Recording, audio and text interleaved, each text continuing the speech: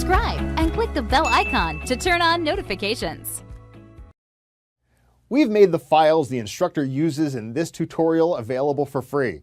Just click the link below in the video details to get these. Hello everyone, and welcome to today's webinar where we're doing an introduction to Power BI part 1. Yes, originally I had intended to try and cover everything in Power BI in one webinar, but it became very clear to me when I started going through this that wasn't going to happen. There is far too much content for you guys to learn. So we've split it up and we're going to be covering part 1, the fundamentals of Power BI. So, for those of you who don't know me, my name is Deborah Ashby and I'm a Microsoft IT trainer, and it's basically my job to design, deliver and facilitate Microsoft courses both online and in the classroom.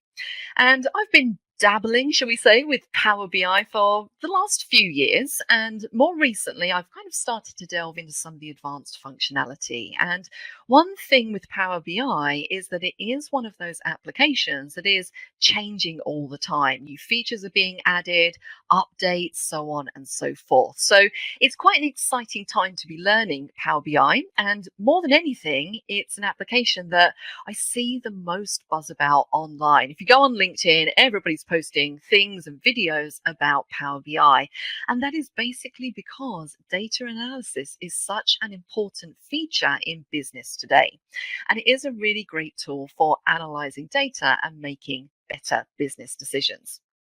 So with all that said, let's just take a look at what we're going to be covering today. So I'm going to run through you a bit of an introduction, get you started with Power BI so you know exactly what it is and where you can get it from, where you can download it from. And then we're going to jump into the first part, which is getting and transforming data. So importing data from different sources into Power BI Desktop. Everything has to start with data, and that's exactly what we're going to do. So we're going to import 4 CSV files, and we're also going to import an Excel and a text file. I'm going to show you how you can essentially transform and clean that data up, shape that data in Power Query, which is another part of Power BI. Really important that you understand how things work in there, because if we don't start with clean data, any analysis, any visualizations we do are not going to be accurate. I'm then going to show you how you can create little lookup tables. So if you've used in Excel maybe lookup functions, it's sort of similar in that way. We're creating a lookup table, which is going to help us interrogate our data in a more efficient way. I'll talk to you about merging queries, again, how to kind of make our data manageable, particularly if it's a very large data set. And then we're going to finish off by taking a look at some data modeling. So I'm going to show you how you can create relationships between tables, and also how you can create a dynamic date table, which is very important if you have dates in your data, using DAX Expressions. Now, if you're not sure what DAX Expressions are, don't worry. When we get to that part, I'll explain them fully. Now, I would say when you go into this course, it is probably beneficial if you do have some knowledge of Excel functions, if you are aware of what an Excel dashboard is. It's going to be helpful if you know a little bit about pivot tables, because it kind of all links together.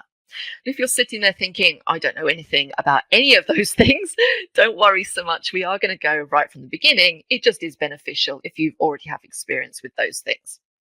So let's just start out by talking about what exactly is Power BI. You may have heard this term tossed around. You might not know exactly what it is. Well, basically, Power BI is a self-service business intelligence solution provided by Microsoft.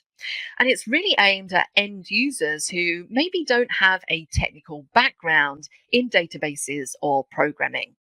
So what it does is it helps end users who maybe have more of a background in Excel to be able to create powerful and interactive reports. So again, if you've ever created a dashboard in Excel, or you've seen any examples of dashboards, Power BI essentially allows you to build that style of thing. We call it an interactive report to showcase your data in a very user-friendly and meaningful way. So what makes up Power BI? There's lots of different parts to Power BI. Some of those we're going to cover today. So the first part of Power BI is Power Query. And again, this might be something that you have used in Excel. It's exactly the same feature. So if you've used Excel and you've imported a file, maybe from an external system or an Access database, something like that, when you import that into Excel, Power Query will automatically pop up and open. And it's exactly the same Power Query that we have in Power BI. So if you've used that before, this is going to look very familiar. And we basically use Power Query to shape our data, to transform it, to clean our data, which is a very important step to make sure that you get accurate results. So we're going to go through Power Query first of all. I'm going to show you some of the cleaning data techniques you can use within there. We then have data modeling. This is the second part of Power BI. So once our data has a shape, a model, shall we say, we can start to create relationships between different tables of data to make it more efficient. So if you can imagine, if you have 5 Excel spreadsheets, all with tables of information in them, we can import all of them into Power BI, we can clean them up, we can combine them together, and that is essentially our data model. We can then do things like create lookup tables, which would be a replacement for maybe something like a lookup formula to interrogate that data. And when we're talking about data modeling, we really want to set up our model so that it works in the most efficient way possible, particularly if we're using large data sets. The next part of Power BI is DAX Expressions. Now, DAX, if you've never heard of it before, stands for Data Analysis Expressions. And it's really the formula language that Power BI uses.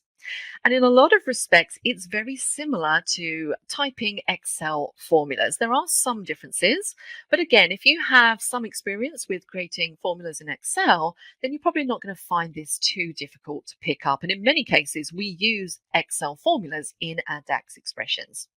And this is a constantly growing library of functions. It's one of those things that's changing all the time. The next part is the reporting features. So this really relates to the visualization. So when we want to display our data in a lovely dashboard that contains really nice looking charts and visualizations, diagrams, things like that, this is where the reporting features part comes in. And you're going to get a little taster of sort of how visualizations work in this session, but we are going to take a closer look at it in the next session. And these visualizations help you interact with your data and give you a really nice way of presenting your data as well. And then the final part is the publish to service part of BI. So effectively what you have is you have the Power BI desktop application, which is where you clean your data, model it, shape it, create your visualizations. Once you're done, you can publish it to the Power BI service. So that enables you to do things like share it with others, upload it, embed it into websites, things like that. Okay, so those are the different parts of Power BI. And what we're going to focus on mainly today is the Power Query and data modeling part with a little bit of DAX expressions thrown in at the end. So with all that said, let's take a look at how we can find Power BI. So if you don't have Power BI on your PC, where do you go to get it? Well, you could go to powerbi.com and download it from the website. For me, a far easier way of getting the application is to go to the Microsoft Store. So if I was to click in here, I've got my Microsoft Store just here. I can click in the search bar at the top, and if I search for Power BI desktop, I can't spell. Oh my goodness, there we go. There it is just there. That's going to pull it up in the store. Now you can see that because I've already installed mine, it says launch, but if you haven't, you'll get the option to install it from here. So just go ahead, install it, and then it's going to be available on your desktop for you to open. So very, very straightforward to obtain Power BI desktop. So what I'm going to do is I'm going to open my installed copy. And we'll start out just by taking a look at the interface so you understand what you're looking at. Now, the first time that you open Power BI, you're going to get this welcome screen. And this is very much like other welcome screens that you might find in Microsoft applications. You have videos that you can look at, tutorials, you can see what's new, all of that kind of good stuff. Now, we're not going to skip over this, so we're going to just close that down, which is going to take us to the desktop screen. Now, before I attempt to do anything in here, I'm going to make one small change in options. Now, if I go into File and go into Options, it's going to open up this Options pane. And right down the bottom, I have regional settings. And you can see currently my Power BI, the language that it's set to, or locale for import, is English United States. So any files it imports into Power BI, it's going to use English United States. Now, I know that the files that I'm going to be using are basically English United Kingdom. So if I keep this on English United States, I'm going to have some problems, particularly if I have columns in my data that contain things like dates, because in the UK, the format of our date is different to in the United States. I like to say that we do it the correct way, but I'm sure the Americans on the call would disagree with me there. So the first thing I'm going to do here is I'm just going to change my locale to English United Kingdom, so I don't get any of those types of issues. Now, let's take a look at what we have on this screen. So this should look reasonably familiar. We have our ribbon structure running across the top with our different options. This is consistent across all of the Microsoft products. Running down the side here, we have our 3 different ways that we can view our Power BI report. Now, if I click on this first one, which is what I'm currently in, this is what we call the report view. And when I hover over, it should say report, which it does. Now, currently, this is a blank canvas because we haven't added any data, but this is where we can insert and arrange our visualizations. We can build our dashboard and create a really nice looking report from here. And this is very similar to Excel in a way. If you look at the bottom, we have pages. So currently I'm on page 1. I have a little plus here. I can create as many pages as I like. So it's very similar to sheets in Excel. The second view down is data. And again, this is blank because we don't have any data. But when we do start to add stuff, you'll see that this shows your data in what looks to be like an Excel spreadsheet view. So you'll be able to see your data in columns and rows. Also notice in this view just above, we have a formula bar just here with a cross and a tick next to it. So again, much like Excel where you have a formula bar, you have that in this data view also. And this is where you can basically type your DAX formulas, your DAX expressions. And then the final view that we have is the model view. And this is a really useful view because it basically shows you a little diagram of the data that you've imported in. So all of the tables that you've imported in, you'll be able to see them here. Again, we don't really have anything in here at the moment, but we'll get to that when we start importing our data in. And what this view allows you to do is basically easily create relationships between tables and different fields in tables. Okay, so those are the 3 views. Now, we're going to work mainly in report view, so let's switch back to that. Now, if we take a look over on the right-hand side, we also have 3 panes. Now, we have filters, which currently isn't expanded. Let me just close that little message down, where we can start filtering our data. We then have our visualizations pane, and look at all the good stuff that we have in here. So if we want to build a dashboard that's got on it charts, line charts, map charts, tables, all things like that, this is where we can grab our tools and start to build our dashboard. And in so many ways, it's a lot easier than building dashboards in Excel because this is so visual. We then have a little fields pane at the side, and this is going to populate with data as we load it. So as I start to import files in, we're going to see those files listed under there, and we're going to have access to all of the different column headings in those tables. Okay, so that's kind of a little whiz round of the screen. Now, the first thing I'm going to do here is I'm just going to save this file. So we're going to say save as. Say apply later. Okay, and I'm going to say, let's call this intro to Power BI. And notice here the file extension of your Power BI files .pbix. Click on save. So now I have my file. Now you can see here it says there are pending changes in your queries that haven't been applied. Now I'm just going to discard those changes.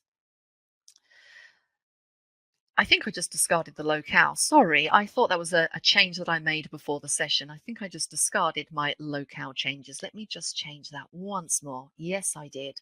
What a silly girl. There we go. And apply changes. That's better. Okay.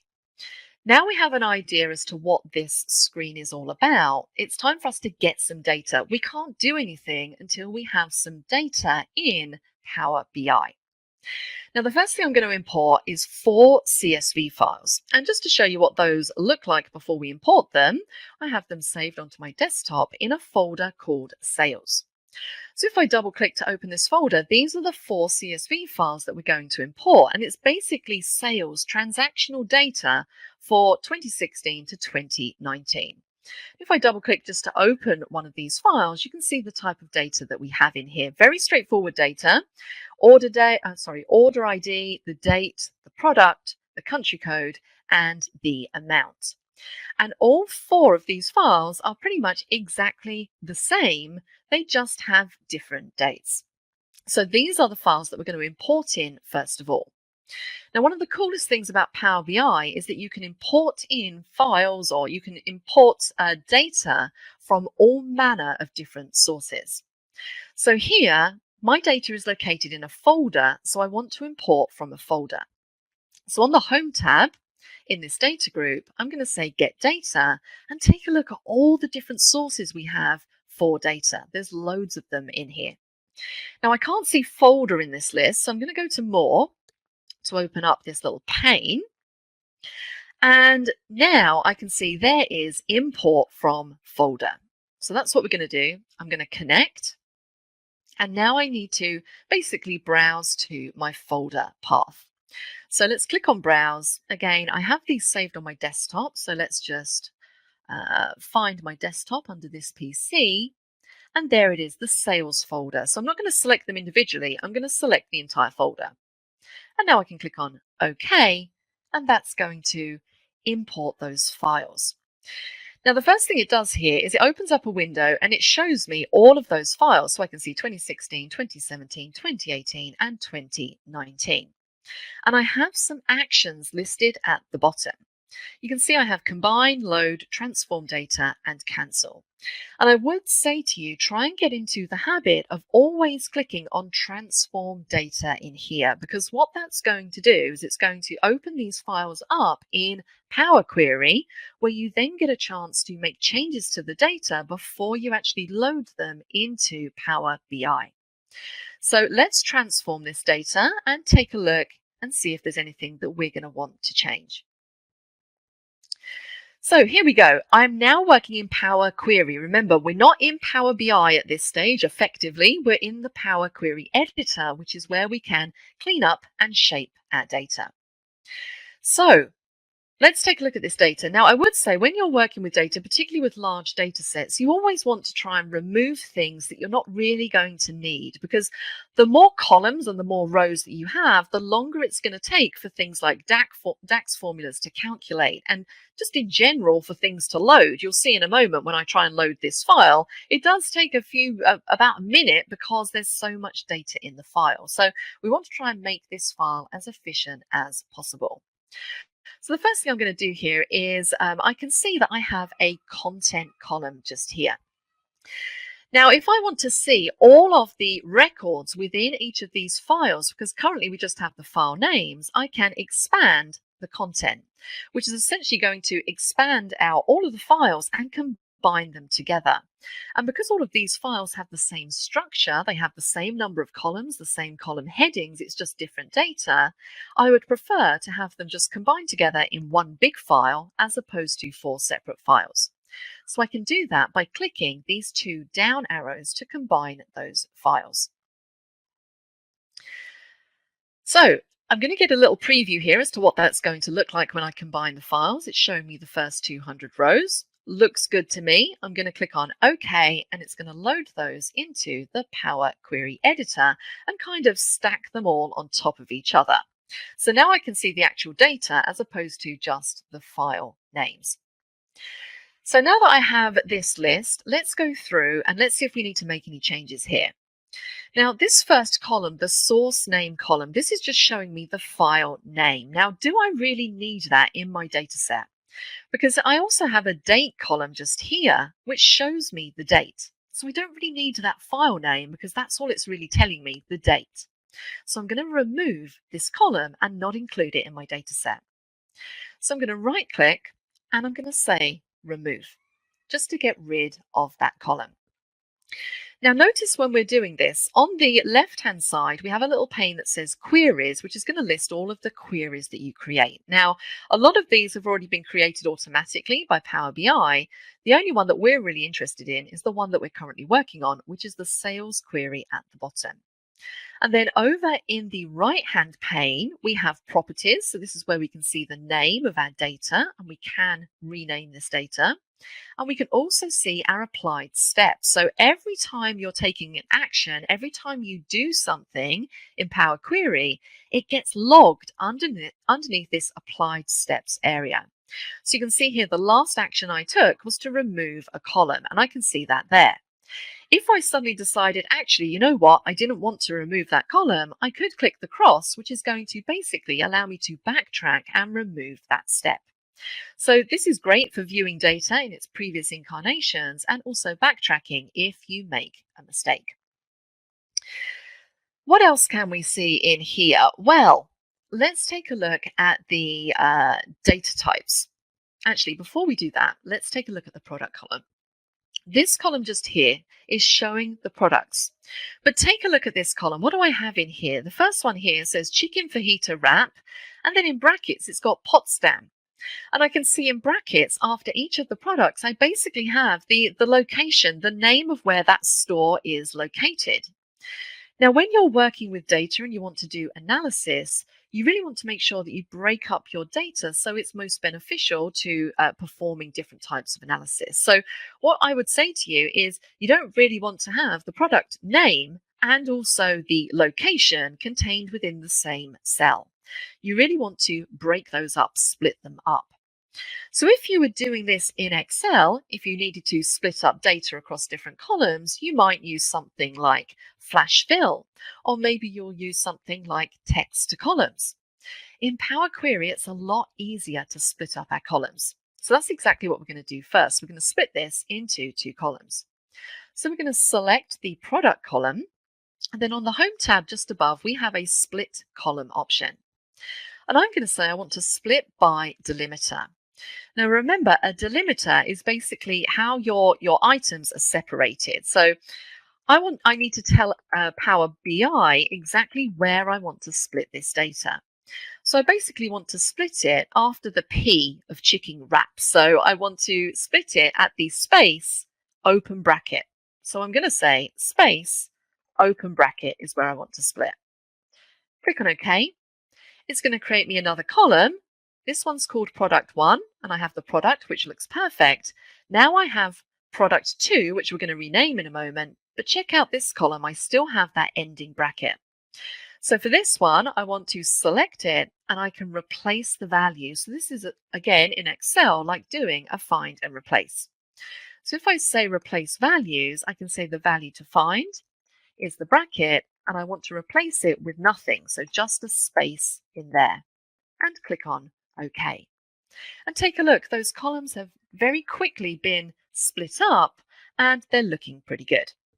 Now I can rename these column headings to make them a bit more meaningful. So double click in the heading to rename it. So I'm going to call this one location. I'm going to double click over here, and this is going to be product, like so. So this is us essentially transforming our data. Another thing that you always want to look at when you load your data into Power Query is the data type that's been assigned to each column. And again, in Excel, this is like having number formatting applied to each column. Most of the time, Power BI will guess correctly the type of data that you have in each column. And you can see the data type because it's this little icon on the left of each of these headings. So here where we have order ID, I've got this little 1, 2, 3 icon. If I click it, I can see that Power BI thinks that there is a whole number in this column. And in this case, that is correct. What about this one? This is a date. That's correct. This one is telling me that there is text, as is this one. And then finally, we have the amount column. And for amount, currently I have decimal number selected. Now, if I look through some of these amounts, can you see that most of them have 2 decimal spaces, but some of them do not? So we have 1.6 just here. So just to make this a bit more consistent, I want to basically force Power BI to give everything in here decimal places. So I'm going to change the data type to fixed decimal number. And you can see now everything has the same amount of decimal places. Okay, so just a few little transformations that we've done in here. Now that we've essentially changed this data, I'm going to give this query a different name. So over on the right-hand side where we have properties, currently it says sales. I'm going to change this name of this query to sales underscore prep. This is our preparation table, effectively. This isn't what we're going to be using as our finished result. It's just the initial preparation phase. Hit enter to set that name. Notice that underneath other queries on the left-hand side, it now has updated and it says sales prep. So now that we have this, we want to load this into Power BI. Remember, we're currently working in Power Query. So once you've transformed your data, you want to load it into Power BI. Go to the Home tab and you want this one just here, the first button, Close and Apply. So let's click it. It's going to go away and it's going to load up that data. Now, again, this is a stage that can take a few minutes depending on how many records you have in your sales data. So the 4 files that we combined together were 10,000 records each. So I have about 40,000 records, and that's actually been reasonably quick to load in this instance. Some days it seems to take a lot longer than others. So now that we've loaded that in, where can we see that data? Well, cast your eyes all the way over to the right-hand side where we have fields. Can you see there is our sales prep table? If I expand it out, those are all of the different column headings. So this is where, if you've used pivot tables, this is going to kind of look a little bit familiar. We're kind of used to this thing of having fields and then being able to drag and drop fields to visualize our data in different ways. So let me just show you an example of how this works and also give you a little bit of an introduction to visualizations. So in the visualizations pane next to this, we have all different types of things that we can add into our dashboard, our report, shall we say. And the one that I'm going to use is I'm just going to click on card to add a card onto this page. So now we have this empty card. I might want to display some data in here. So maybe I want to display the total number of orders that we've had from my sales prep table. So what I can do is I can grab order ID, the order ID field, and drag and drop it down into this little data fields area. Let go, and it's going to load that into the card. So you could have lots of cards on your dashboard, your report, which maybe show different metrics, so like the amount of orders that you've had, maybe the total revenue, the total sales for a specific year, things like that. As long as you have the fields, you can drag them down into this fields area and they will load. Now, there is a lot more we can do with this. We can start formatting this in all different kinds of ways. We're going to leave that for the next session. I just wanted to give you a little sneaky peek as to kind of how this all fits together. So let's go back to our sales prep. We have that loaded in. Remember, that is now one file that basically contains those 4 CSV files. Before we go any further, I want to add in more data. I want to add it into my model. So I have some other data in an Excel workbook that I want to bring in. So from here, from the data group, I have a button here for Excel workbook. It has its own button because it's so common to import data from Excel. And this is the next table that I want to bring in, a table called countries. So let's click on open. Now this is going to open a navigator where it's going to show me the file, and I can see that I've got one sheet in this Excel workbook, and that one sheet contains a table called country. And if I click on it, I can see exactly what is in that Excel worksheet. I have a column for country code and a column for country. So I want to import this in as well. So I'm going to select the table. Remember, always get in the habit of clicking Transform Data first. It's going to open up Power Query because this is where we can clean and make changes to our data before loading it into Power BI. Now, looking at this, I've only got 2 columns of data. I'm going to check the data types. Those look to be correct because it's got text selected. I don't really need to make any changes here. But one thing that I am doing is I'm going to rename this query because currently it's got a small c for country, and I just want to change that to a large C and hit enter. That is one query. Haven't really had to make too many changes. I'm now going to bring in another file, and this time it's a text file. So I'm going to go up to New Source because we can also get to it from here, Text CSV. This is the file I want to pull in. It's called products.txt. I'm going to open it. It's going to give me a little preview as to what's in that file. So I have a column for ID, a column for product, and a column for the category that that product belongs to. I'm going to say, OK, that is fine. And that's going to pull that into Power Query. So again, one thing that I would do here is I would go through and I would check to make sure all of these data types are set correctly. So I have a whole number in here, which is fine. I have text, and I have text for this column also. Don't need to make too many changes, but again, I am going to change the name of this query over on the right-hand side by giving this a capital P and hitting enter. So now, if you take a look on the left-hand side, underneath other queries, I can see all 3 of my tables. I've got sales prep, which is the one that contains that 40,000 rows of transactional data.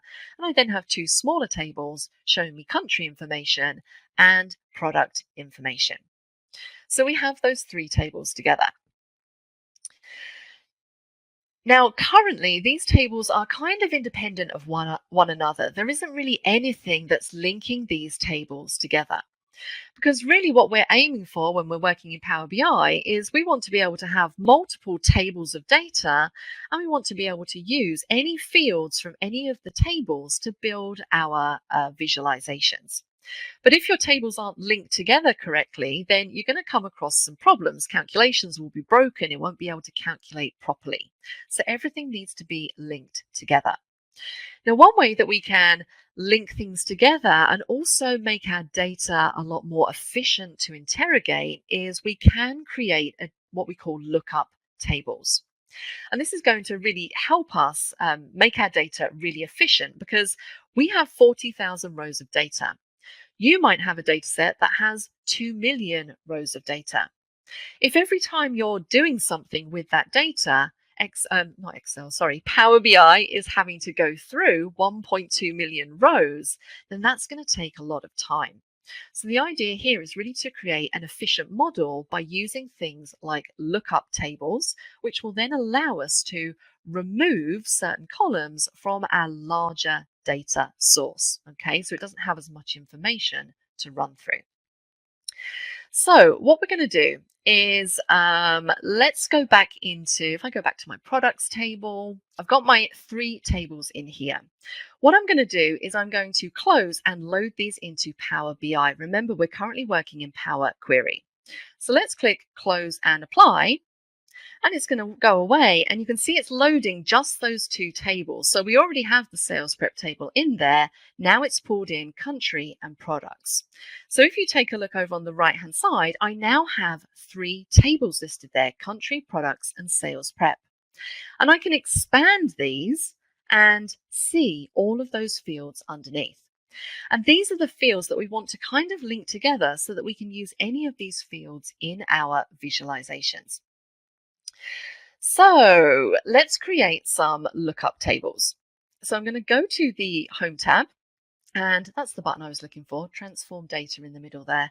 It's because I was in Power Query, not Power BI. That's why the old brain is going in my old age.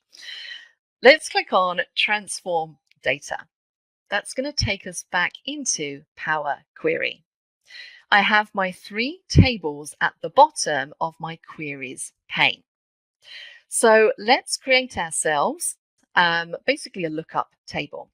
And to do this, I'm going to click on Sales Prep, and I'm going to right-click my mouse, And from this right-click menu, I'm going to choose Reference. And what that basically does is it's referencing the sales prep table. So you can see in the formula bar, it says equals sales prep, and I have all of the sales data listed in here. But it's created a duplicate, a copy of it essentially, so I can now make some different changes. So this lookup table that we're creating, this is going to be a lookup table that deals with location information. So the first thing I'm going to do here is name this new query as location over on the right-hand side. So let's type in location and hit enter. Notice that it's changed over in the left-hand side in our queries pane as well. So what information do I need, or what columns do I want to keep in this location table? Well, I only really want the location information. So that would be the location column and the country code column. All of the rest of the columns I don't really need.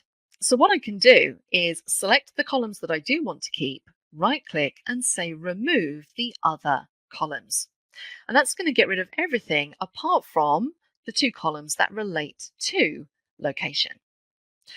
Another couple of things, as we're in Power Query, again, I want to make this as efficient as possible when I'm working with it. If you take a look at the location column, there's a lot of repeated data in this column. So different locations will be repeated throughout. So you can see here in row 11 and 12, we have Sydney twice.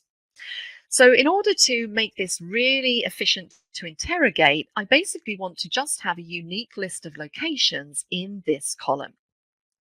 So again, in Power Query, we can do that. So make sure you have locations selected. On the Home tab, underneath Remove Rows, we can remove any duplicates. So that's going to go away, and it's going to leave us with effectively a unique list of locations. And for me, I can see that there's about 48 of them in here. The final thing I might want to do here is sort my data. Currently, it's not really in any format, so I'm going to use the country code, and I'm going to sort in ascending order, just to sort those records.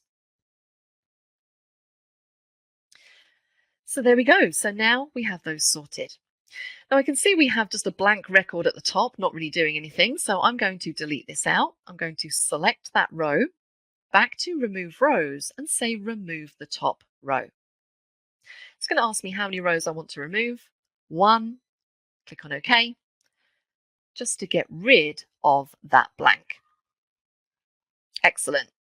So we're still working in our location table. Now remember, with these location names, we have them, they're all unique, but sometimes remember, locations can have the same name in different countries. So for example, there's a Birmingham in the UK and also in the US. There's a Newcastle in the UK and also in Australia.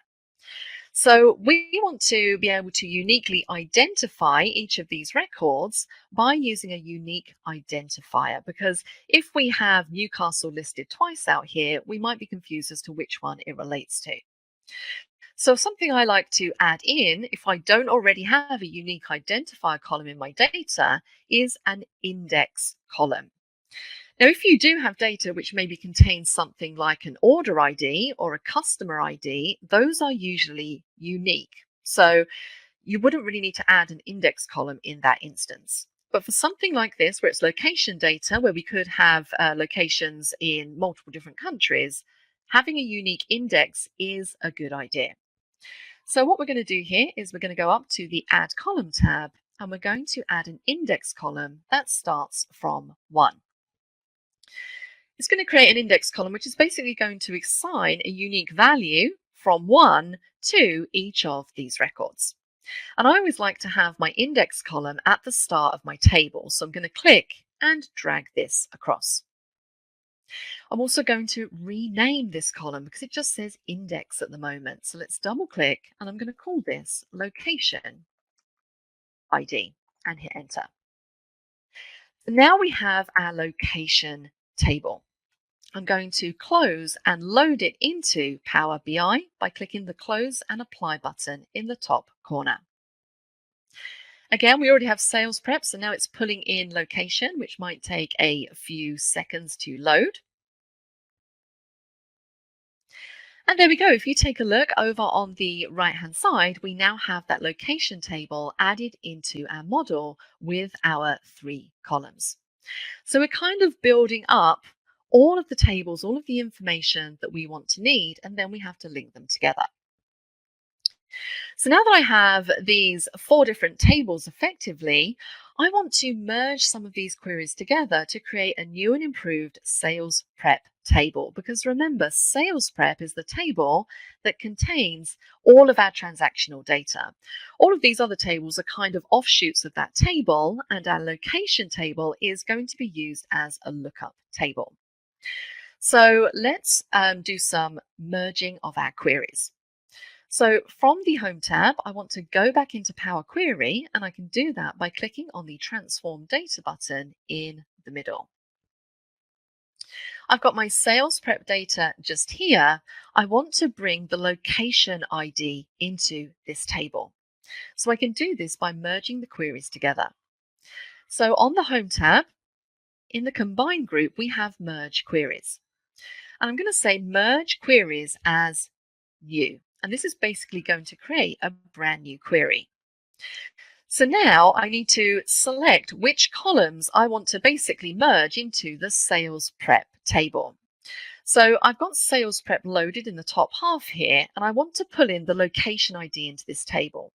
But it needs something to match it to, so that has to be a corresponding column in each table.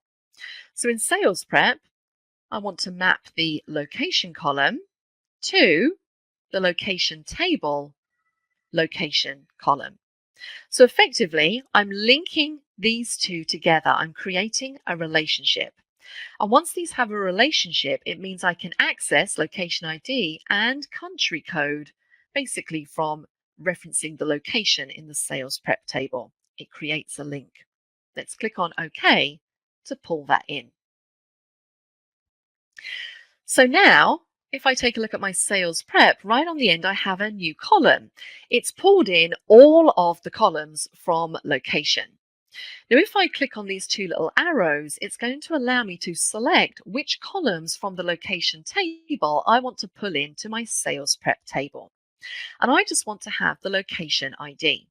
So I'm going to deselect everything and just select location ID and click on OK. And again, this is going to take a few seconds as it goes through all of that data. And now it's pulling through the location IDs. Now, this column basically relates to the location table. And in the location table, we have the location information and the country code. So what that basically means is that when we have this new location ID column, we don't really need location and country code in this sales prep table. So we can delete those out and just use our location ID column that refers to the location table, if that makes sense. Now, before we do that, I'm going to rename this new column. I'm going to double click and we're going to call it location ID and hit enter. Now I'm just going to drag this next to location like so. And because I have that, I can now get rid of the location and the country code column. Right click, remove columns. Okay, so I've made this table of data a lot smaller. It's going to be a lot more efficient to interrogate because I've added an ID column that refers to other smaller tables. And if you remember, location ID refers to the location table, and we tidied up that location table to make it as small as possible. We removed things like duplicates and we give it an index as well. Okay, so this is kind of the way that you have to start thinking. And again, if you've used something like Access, this is probably going to be a lot clearer for you. Now, I could go through and do exactly the same as I've done there for product. I could create a product table and I could create a product ID and link those together.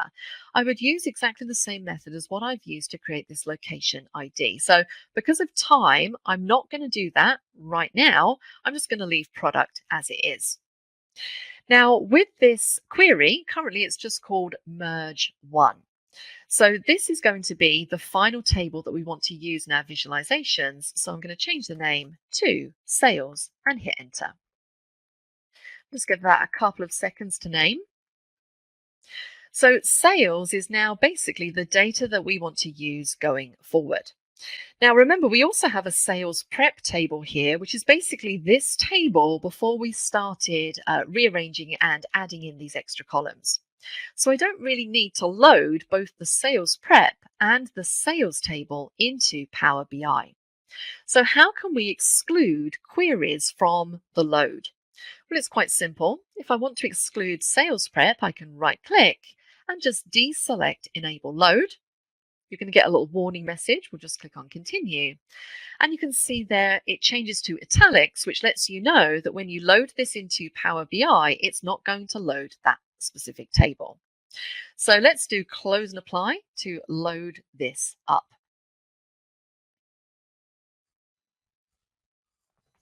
And again, this is going to take just a few seconds as it runs through that 40,000 rows of data. So, talk amongst yourselves, have a sip of coffee.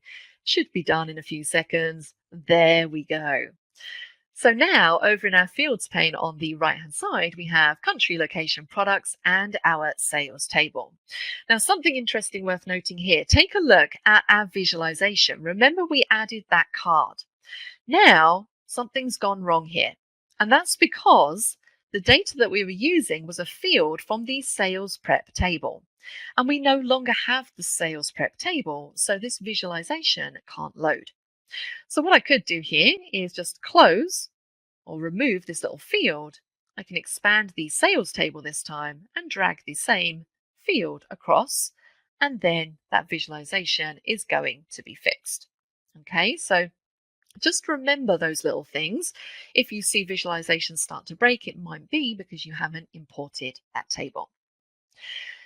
So we're coming towards the end of this session. It's time to end by taking a look at data modeling. So for this, we're going to jump across and we're going to use a different view. So I'm going to switch across to the model view. Remember, we have these three ways of viewing. Let's go across to model. Now, this is always a little bit weird whenever you go into here because it doesn't really arrange these tables very nicely on this page. So let's just minimize some of these. And you can see they're all over the place. But basically what you have here is a visual representation of the different tables that you have in your model. So you can see here I have a country table, a products table, location, and sales. Now, this view is so good because you can see the relationships between the tables. So, for example, I can see that I have a relationship between the country table and the location table because there is a line joining them. Now, if I hover my mouse over the line, I can see which two fields in those tables are connected. Remember, we connected them when we were merging those queries together.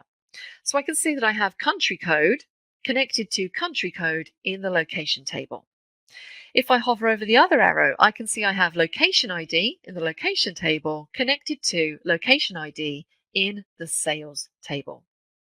And you can link together, you can create relationships from here as well.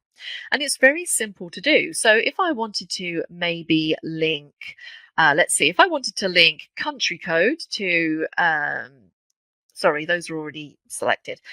If I wanted to link something like ID from here to ID in the sales table, I'm not going to do that because I don't want these two linked. But to create a link, all you would need to do is drag the field, so drag the ID field and drop it onto the field you want to link it to in the other table.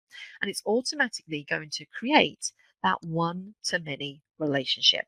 Okay, so this view, model view, is great for seeing what's linked to where and creating relationships between tables if you don't already have them through something like a lookup table. Okay, there is a lot more we could talk about on this, but again, we can only really scratch the surface in these short sessions. The final thing I want to talk to you about is another type of lookup table that I would always recommend you create, particularly if your data contains dates. And that is a date table. And we should always have a date table included in our model. When we use date in any kind of visual or in a DAX formula, what Power BI basically does is it creates an invisible date table on the fly. So instead of Power BI creating its own table, it's better for us to create our own date table and mark it as a date table, and then tell Power BI that we want to use that as our dates table when we're performing calculations or visualizations using the date column in our data. And for this, we can use, and this is how we're going to sort of segue our way into DAX expressions. We're going to create a date table, and we're going to use DAX expressions to build this date table from scratch. So for this, we're going to go to the data view, and this is where you can see basically your different files in more of an Excel format. And what we're going to do is we're going to create a date table. So up on the Table Tools ribbon, I'm going to say New Table. And it basically gives me one little column just here, and my mouse is flashing in the formula bar. So straight away, I need to type in some DAX expressions to build this table. So we know that our data runs from 2016 to 2019. So what I want to do is I want to build a table, and I want it to be dynamic. So maybe if someone adds a new file to that sales folder that contains maybe the 2020 data, the formula needs to be sufficient enough so that it picks up that data as well and includes it in our data model. So this is a very quick introduction to DAX expressions, and believe me, we could spend hours and hours on this, but hopefully this will give you a taster as to how they work. They are quite similar to Excel functions, with a few small differences here and there.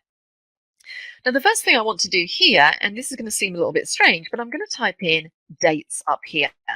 Now dates is basically the name of my table, so I want to call this table dates. So when I'm doing my first DAX expression, I want to make sure I tell Power BI the name of the table, and I want to call that dates. You don't have to call it dates, you can call it whatever you like. I'm then going to type equals, and I'm now essentially into my formula. So what do I want this first column of this dates table to show? Well, basically, I want it to look at my data, and I want it to pull out of that data all of the dates. So from 2016 to 2019, I want to pull those into one big long column. So the DAX function that I can use to do this is called calendar. And you can see very much like Excel functions, we get our little intelligence underneath, which allows us to just press tab to select that particular function. We then have our function arguments, start date and end date. So I basically want to start at the beginning of 2016 and end at the end of 2019, because that is basically all of my data. But I want this to be dynamic so that if anything is added, it's going to know that it needs to pick up that data as well.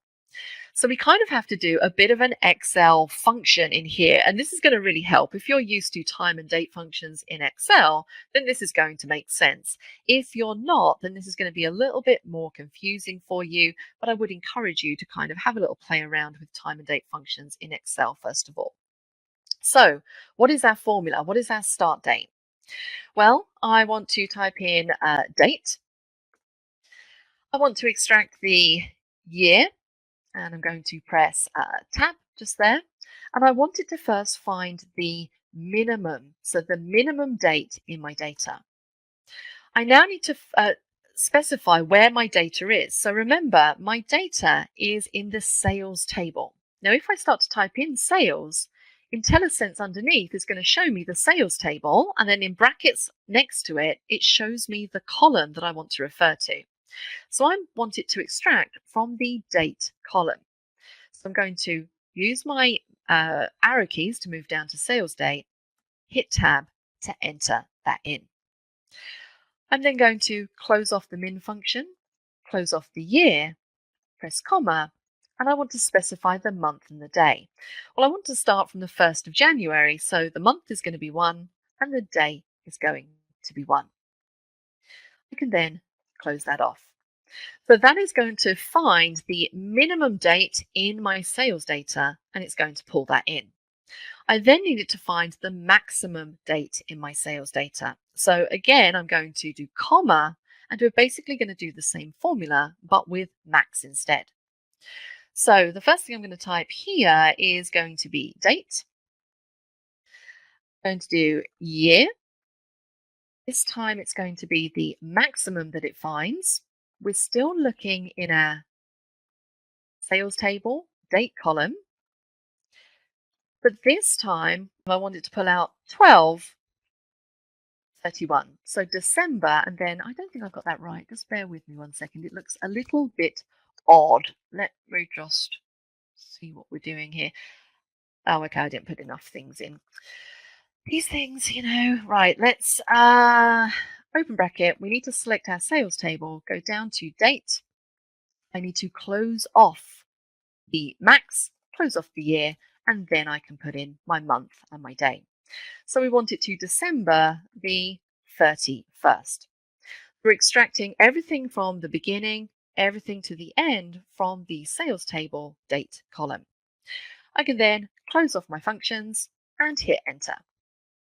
And then it's basically going to produce me a list of all of the dates from my sales table. Now notice it's also brought in the time. Now we can fix this because I just want the date. I can click this column, and then up in that format I can choose to display it as a short date. What I can then do is go through and add new columns using DAX Expressions.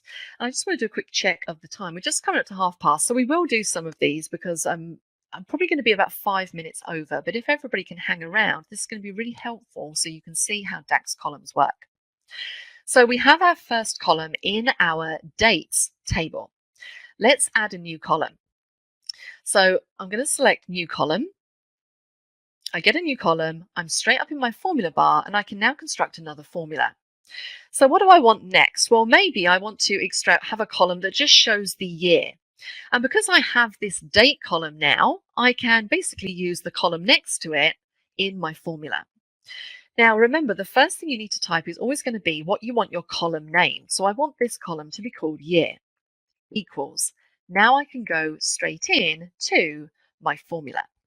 So for this one, I'm basically going to say year. We're going to use that little function.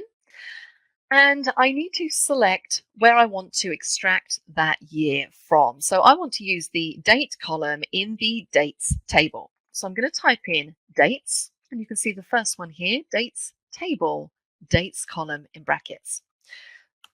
So I can just press tab to select that. I can close off that formula, hit enter, and it's going to extract all of the years. And I can carry on going with this. Let's do one more before we finish up. Let's add a new column. Now, this time I'm going to extract the month number. So again, what do I want this column to be called? That's the first thing we need to specify. And I want to call this month number equals. This time we want to use the month function. Again, if you've used this in Excel, then you're probably going to be used to that. And I want to extract it from the dates table, dates column, I should say, in this dates table, like so. Close the bracket, hit enter, and it's going to pull through those month numbers. I could carry on going, pulling out the month name, the weekday number, things like that. And I could even do calculations. But I think because the next session starts out with DAX, we will pick up from this point in the next session. We'll finish off this table, and then we'll move on to taking a little bit more of a look at DAX expressions and then how we can pull it all together to create visualizations.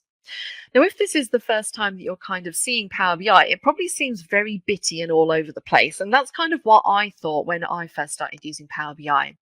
The main thing you need to remember is import your data, transform it in Power Query, tidy it up, create additional things like lookup tables if you want to make your data super fast to interrogate. Create relationships between common columns in tables, again, to make it super fast to interrogate. And if you want to build your own tables for use in your visualizations, you can definitely do that. And one that I would recommend if you have dates in your data is a date table where you basically list out things like the full date, the year, the month name, the month number. It's going to make it a lot easier for Power BI to work out any DAX calculations that you do or work out visualizations that use dates if you have a date table like this.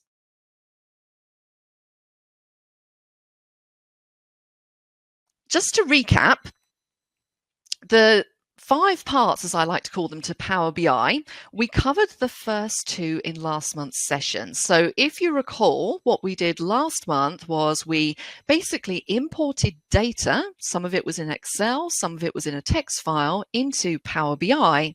And then I showed you how to use Power Query to transform that data. And then we touched a little bit on data modeling, how you can create relationships between different tables of data. And also we built a dates table using some DAX formulas. So that's pretty much what we covered last time. And today we're really going to focus on those last 2 things, reporting. So how we can build reports, how we can publish to the Power BI service, and create dashboards from there as well. And we are also going to touch on a couple more DAX expressions as well. So that's kind of what we're in for. So to give you a bit of an idea as to the kind of thing that we're aiming for, if you've never seen a Power BI report before, let me show you an example. So hang on, let me skip forward to the example before we go through the agenda. So that is a screenshot of a Power BI report. And this is actually one that we create in the Power BI course that's available on Simon Says It. So this is the type of thing that you can create in Power BI to really analyze your data and present your key metrics in a really nice visual way. You can see we have different pages running down the side, so I can switch to the 2017, 2018, 2019 page and see just my data for those different years. I have some summary statistics running across the top, and then I have various different metrics being displayed in different types of charts or visualizations, as we call them in Power BI. Now, we're not going to recreate this exact one. We're going to do something different, but I just wanted to give you an idea as to exactly what a Power BI report looks like. And if you're used to using or creating dashboards in Excel, this is sort of a similar kind of thing. But I will say that in Power BI, dashboards works a little bit differently to reports, and we'll cover all of that in the session today. So now that you've seen that, let's just take a quick look at our agenda. So we're going to start out with a quick recap of part 1. We're then going to dive into a few more DAX formulas so you can just start getting a bit more of a feel as to how they all work. I'm going to show you something really important, the difference between calculated columns and measures in Power BI, and I'll explain exactly what those are. I'm going to show you how to organize your measures using a key measures table, and then we're going to jump into building a Power BI report. So we're going to add some visualizations. And when I say visualizations, again, I mean things like charts. We're going to add different pages and bookmarks and buttons, and I'm going to show you where you go to format each of these individual elements. Once we've got sort of the rough outline of a report, I'm going to show you how you can then publish that report to the Power BI service so that you can share it with other people, maybe colleagues. And then finally, I'm going to show you how you can pin visualizations to create a dashboard. So those are all of the things that we're going to cover today. As I said, this is such a huge topic, and I would recommend, if you're really into your Power BI or you need to learn it, definitely worth checking out the course where we go into these things in a lot more detail. So what we're going to do is let's start out by opening up our file. Now remember, we are picking up from the point where we've imported all the data and all of the data is clean and kind of set up, ready for us to start analyzing it. But just a quick recap if you can't remember, because I know a month is a long time in the world of Power BI. If we take a look over on the right-hand side, you can see that I have various different tables, so country, dates, location, products, and sales. So these are all of the different tables that we either imported into Power BI or tables that we created within Power BI. So the sales table is our main table. It's the one that I'm clicked on just now, the one you can see loaded into the window. And then we have all of our different columns, and you can see those columns listed out here as well. We then have some other tables. So we have a country table up here, and if I click on that, you can see what that looks like. It's a much smaller table. We have the dates table that we created using DAX formulas. We have a locations table, and we have a products table as well. And remember, this products table and the location table are actually little tables that we created. We call these lookup tables. So if we go back to the sales table, Notice that the product column and the country column, and originally these contained the actual names of the products and also the names of the countries. But we've replaced those with ID numbers, which are coming from the location lookup table and the products lookup table. So now we have a location ID is going to tell us what the location is, and we're just using that instead of the actual word. Now, the reason why we create lookup tables is because in general, lookup tables are a lot smaller than our largest data table.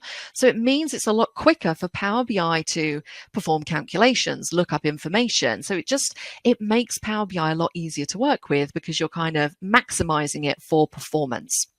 So that's kind of where we got up to in the last session. And if everything I've said there has just completely blown your mind and confused you completely, let's dive straight in. Now, what I'm going to do here is we're going to do a couple more DAX calculations before we actually get into building our report. And this is really just to get you used to working with DAX and also some really important concepts such as calculated columns versus measures. So we have all of our tables imported, cleaned and formatted. We're now going to perform some additional calculations. So what is a calculated column? Well, a calculated column is something that appears physically in this table. It's a column that you can actually see in the table. So an example I would give you, if you take a look at this sales table, notice we have a column which is showing me the unit price of each product. Notice I have another column which is showing me the quantity that was sold.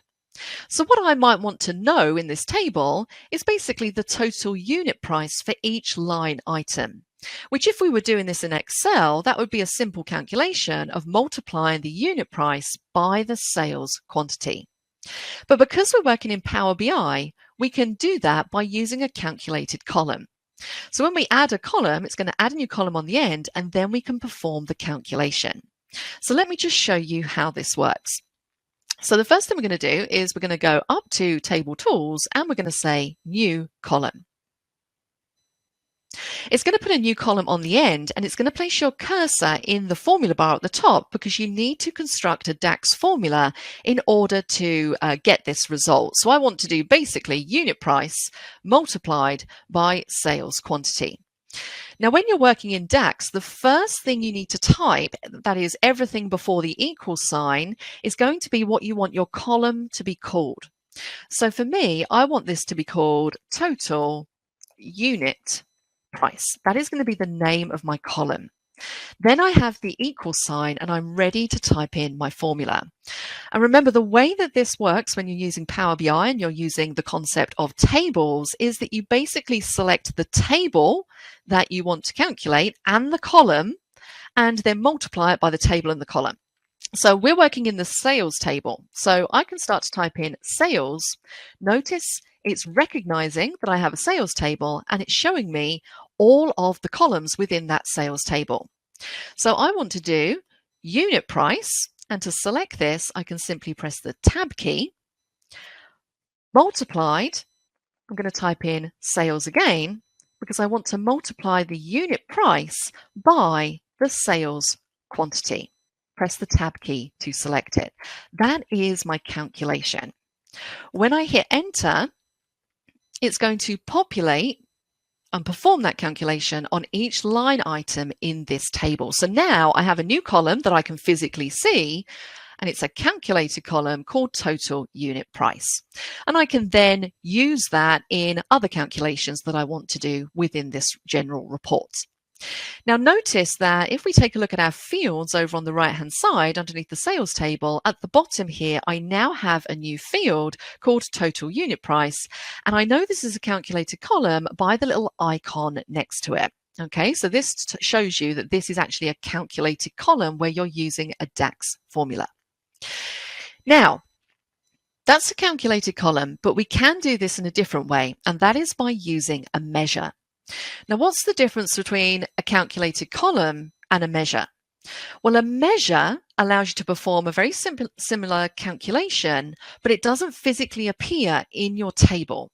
And again, with measures, they exist in the data. You don't physically see the column, but it means that you can then use that as a field to perform other calculations.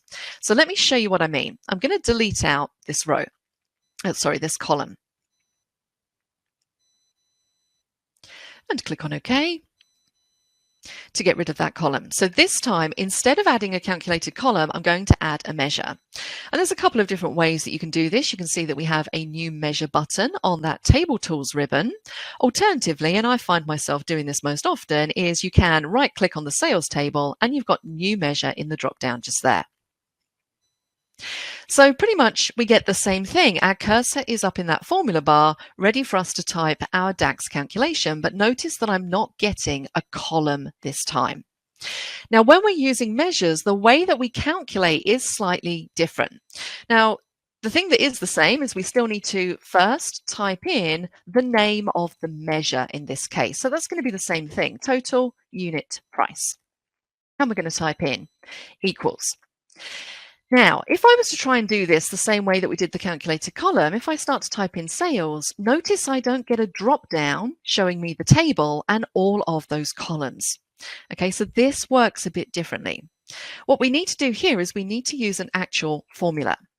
Now, the formula that you use when you're working with DAX in order to calculate each row is a formula called SUMX. Press tab. Now I can specify the table name where my columns are located. So that is the sales table, comma. Now I can choose my columns.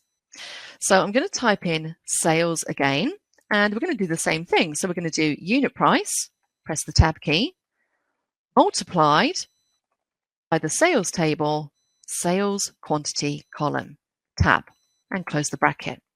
So you can see how that works a lot differently to using a calculated column. Let's hit enter.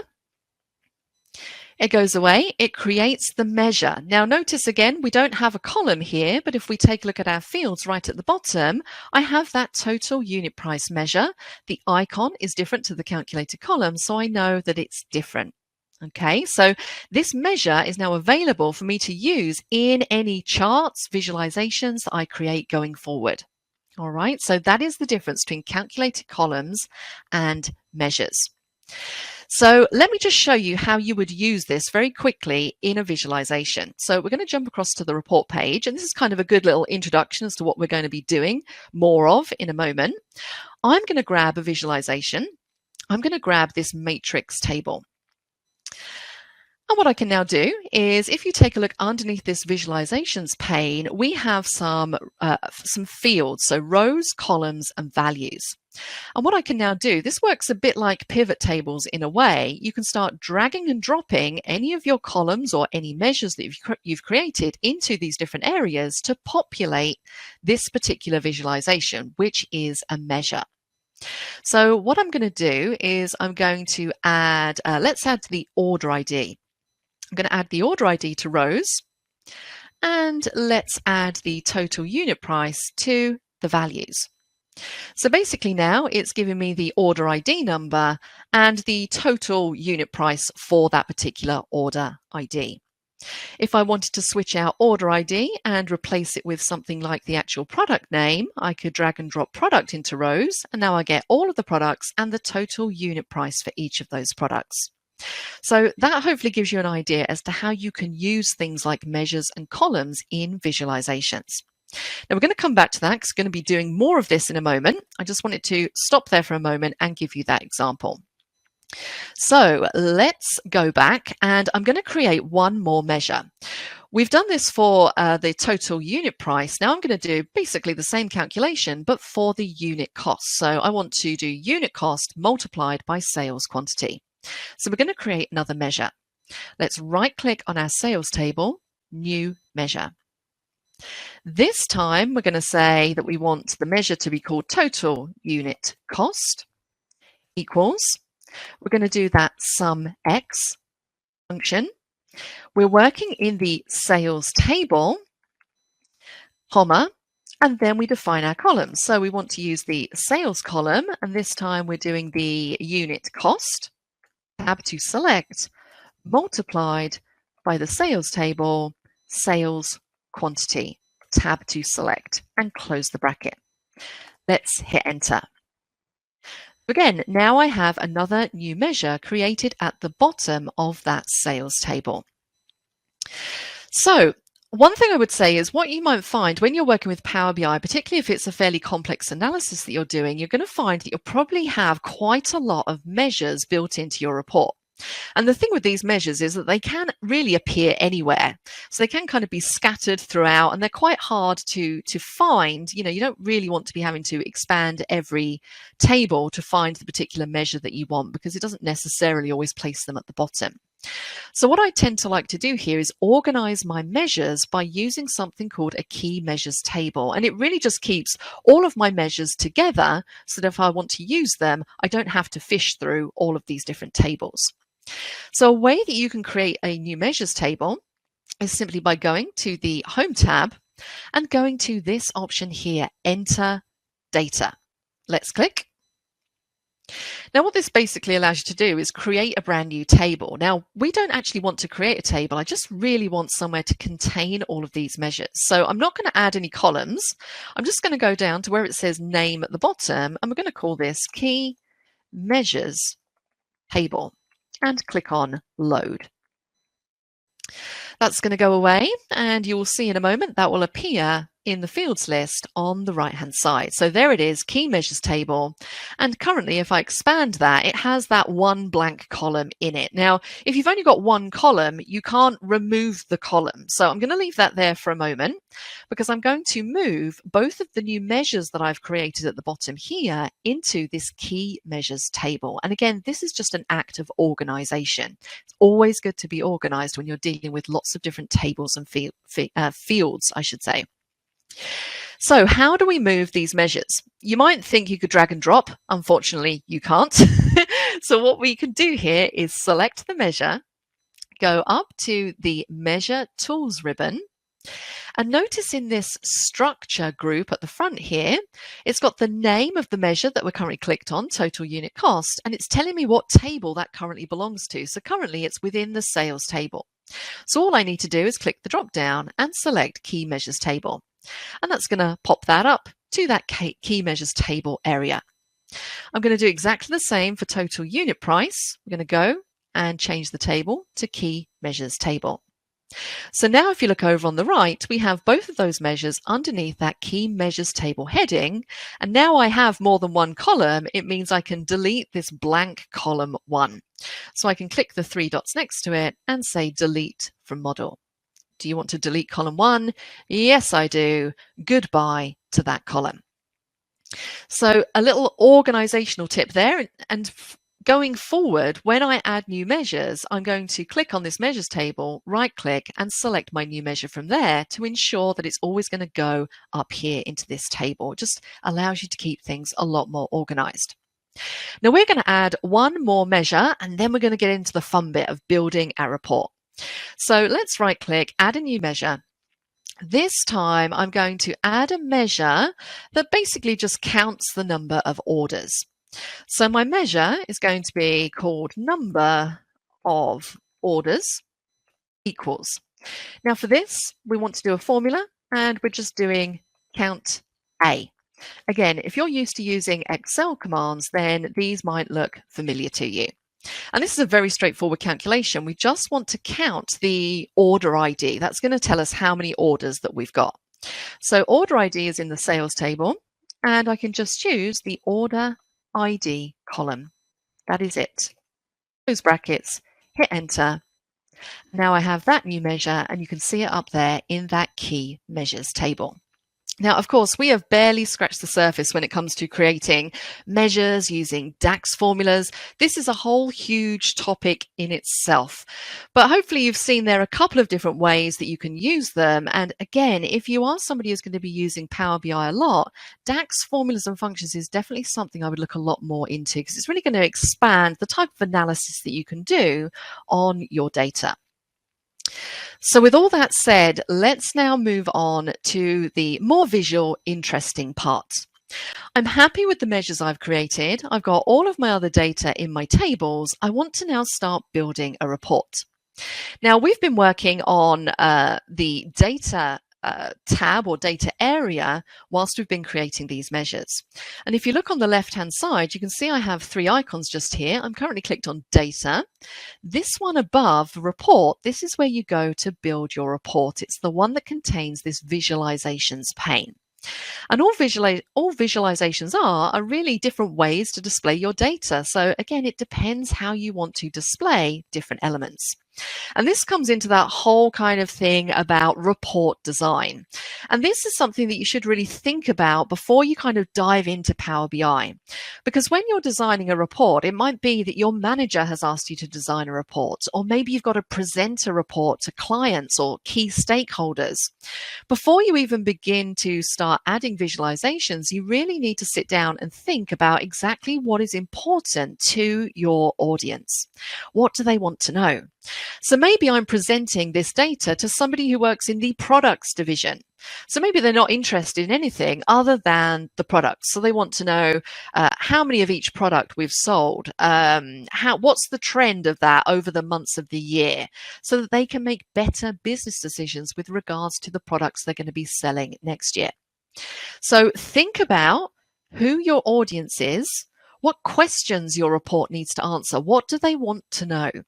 And then always plan out how you kind of want your report to look prior to actually building it in Power BI.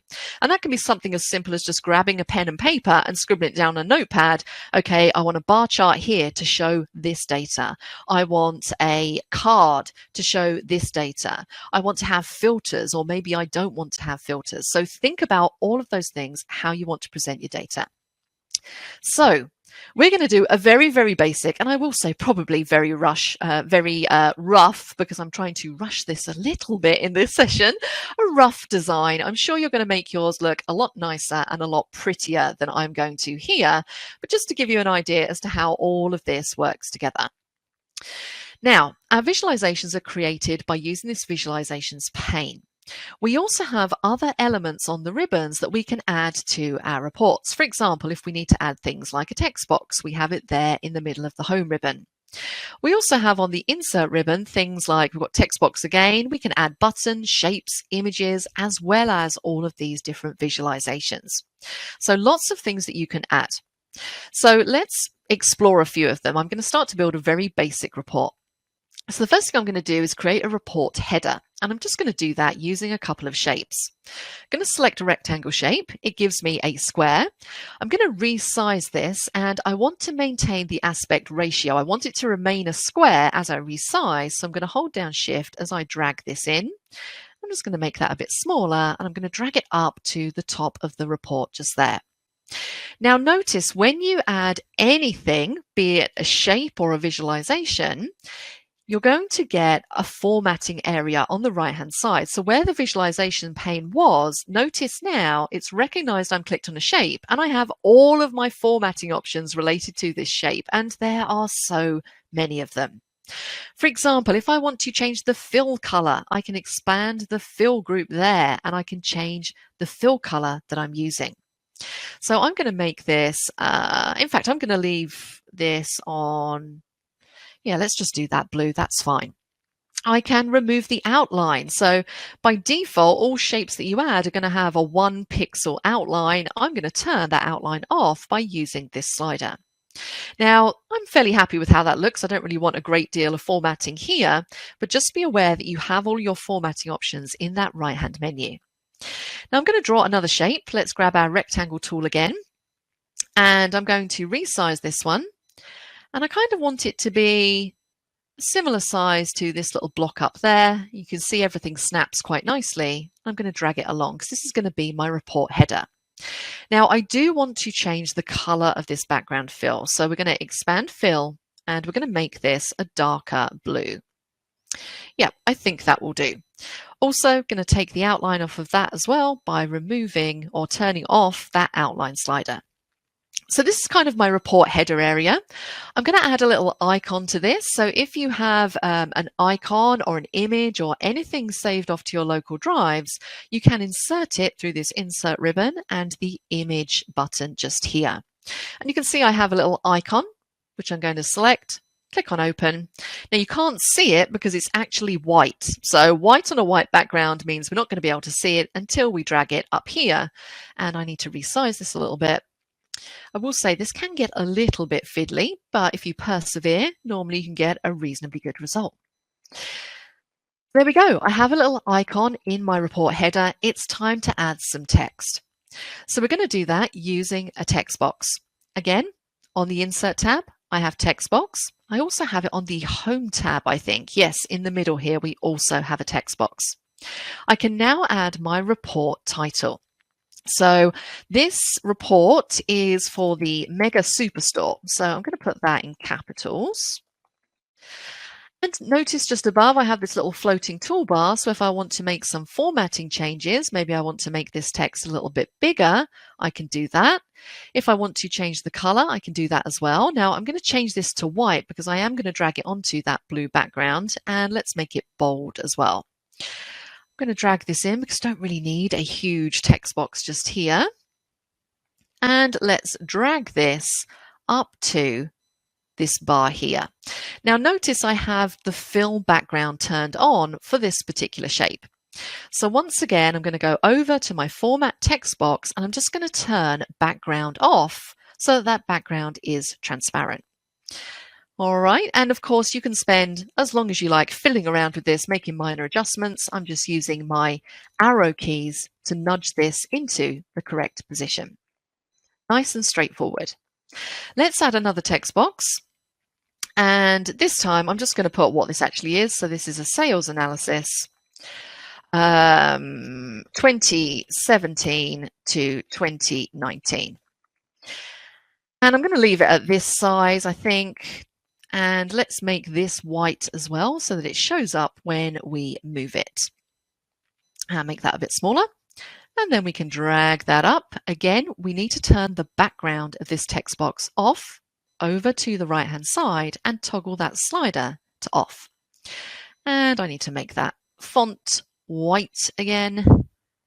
Click the drop down and change it to white. Okay, so fairly straightforward and easy to add in shapes, text boxes, and use those formatting utilities. So now that I have my header in place, maybe I want to have a page that contains maybe I want this report to have 4 different pages. So maybe I want to show all of the totals, the overall totals, on a summary page of a report. And then I want individual pages which will show me the sales data for 2017, 2018, 2019, and 2020. So what I can do here is create different pages. So at the bottom, I'm currently clicked on page 1. I'm going to rename this by right-clicking, and I'm going to call this page Summary. This is going to contain the overall sales data for all of the years. I'm going to add another new page by clicking the plus. We're going to right-click, rename this page, and this one is going to be for 2016. I can't remember if it was 2016 or 2017 that we started this report at. I think it's 2016. Let's add another page, rename this one 2017, add another page, rename this 2018, and then the final one here we're going to rename to 2019. What I'm aiming for here is to have a similar report on each page, but it just filters for that particular year of information. Now, what I might also want to have is on the report, I might have some useful buttons which allows whoever's looking at this report to navigate to those different report pages. And this is where the button option comes in Power BI. So if we go to the Insert page, in the Elements group, we have a buttons drop down just here. And we can add lots of different types of buttons to our report. And a lot of these are navigation buttons so that people can jump back to the previous page they were looking at, maybe go to home, maybe pull up some help, something along those lines. Now, what we're going to do is we're going to add a bookmark button we're going to add a blank button at the bottom here. And you can see it's just given me this little blank floating block. Now this is a button that I can format. So what I want to do is I want to have 4 of these running across the top of my report that say 2016, 2017, 2018 and 2019. And when a user is looking at this report, they can click on the button and it's going to jump them to the relevant page of the report. So let's just roughly place our first button. We need to do some formatting here. So across to our format button pane on the right hand side, I'm going to make some minor changes. Let's turn the background fill on. And I'm just going to make these a light grey colour. And do I want an outline? I'm going to have an outline, but I just want the outline to be quite thin. Let's take that down to 1 point. Now I want to add some text to this button. So let's expand text, toggle that on. And the text here, I want this to be the summary button, which will jump people back to this summary page.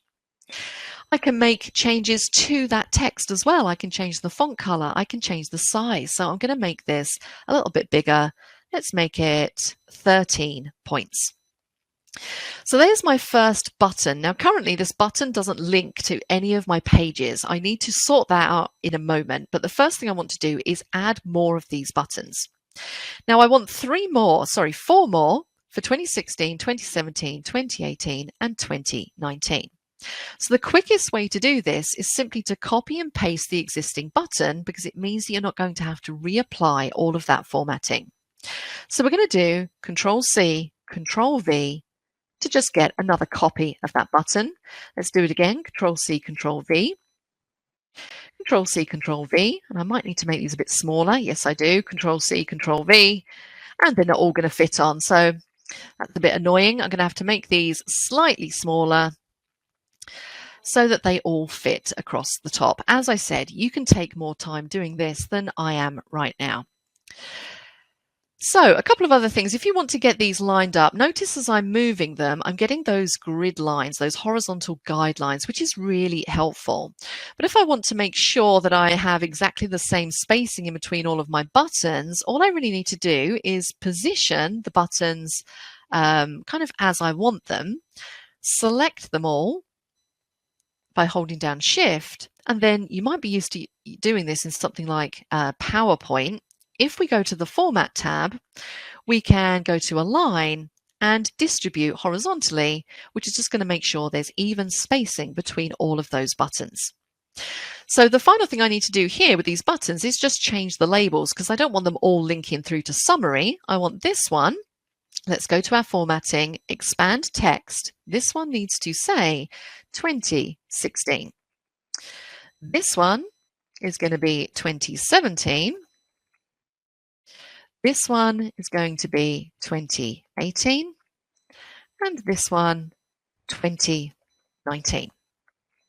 Okay, so I have my buttons in place. Currently, these are not clickable buttons which are doing anything. So the way that you make these buttons clickable so that you can jump between different pages of your report, or anybody who's looking at this can jump, is by using bookmarks. Now again, this might be something that you're more familiar with using in an application like Word. You can use bookmarks in Word to jump to specific places within your document. So basically the way that this works is we need to put a bookmark on each of these different pages, and then we link the button to the bookmark. So when we click it, it jumps to the page.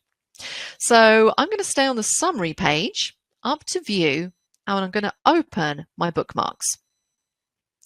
I get another little pane just here. Notice currently I don't have any bookmarks listed, so we're going to add our first bookmark.